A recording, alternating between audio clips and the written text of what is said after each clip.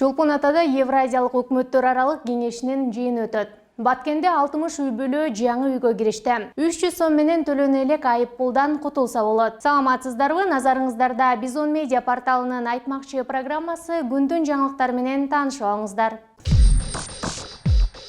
19-20 августта Чолпон Ата шаарында Евразиялык өкмөттөр аралык кеңешинин кезектеги жыйыны өтөт.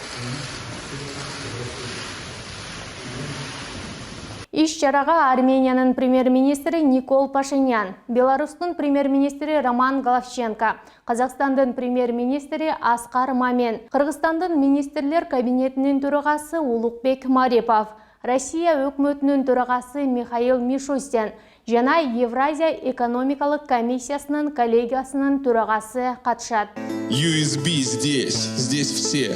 Никита, Стас, Гена, Турбо и наш гитарист Карлос Сантанидзе. Өкмөттөр аралык кеңештин жыйыны тар жана кеңейтилген форматта өтөт. Өкмөт башчылары ЭАЭП өлкөлөрүнүн өз ара жана тышкы соодасын камсыздандырууну колдоо, товарларды ташып чыгарууда белгиленген бир жактуу тарифтик эмес чараларды жакындатуу маселелерин, ошондой эле экспорттук бажы алымдарын карашат.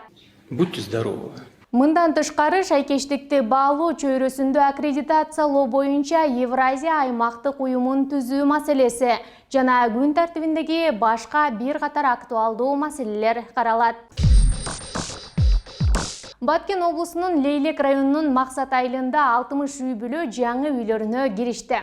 Апрелде болгон чек ара чатагы 100гө жакын үйгө зыян келтирип, жашоочулар үйсүз калган.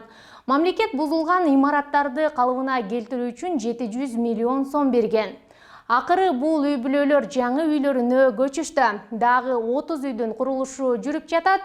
Белгилей кетсек, дал ушул Максат айылы тажик тараптын чабуулунун натыйжасында эң көп жабыр тарткан. Мындан тышкары чек арадагы айылдардын инфраструктурасына көп көңүл бурулуп, дагы жакшы демилгелер ишке ашууда. Ладно, неплохо. Президент Садыр Жапаров жол эрежесин бузуу үчүн каралган айрым айыппулду азайтуу боюнча мыйзамга кол койду. Ага ылайык биринчи категорияда каралган 1000 сом айыппул 70%га азайган. Мыйзам күчүнө киргенден кийин айып кагаз чыгып келген күндөн тартып 30 күндүн ичинде 1000 сомдук айыптарды 300 сом менен төлөөгө мүмкүнчүлүк түзүлдү. Эгер 30 күндөн ашып кетсе, анда сумманы 1000 сом кылып толук төлөйт. Мындай жеңилдетүү бузуулар жөнүндө кодекстин 123 беренесинин 1-бөлүгү боюнча жол эрежесин бузгандарга гана тиешелүү. Жаңы мыйзамдын жардамы менен буга чейинки айып пулун төлөй албай жүргөндөр да аз акча менен кутулса болору кошумчаланды. Ура, мужики! Давай, мужики, ура! Давайте, мужики, ура! Все вместе, ура! Ура, мужики! Башкача айтканда, буга чейин аталган беренелер боюнча айып пул тууралуу кагаз алып, бирок төлөй албай жүргөн айдоочулар ар бир айып пулуна 300 сомдон төлөп кутулса болот.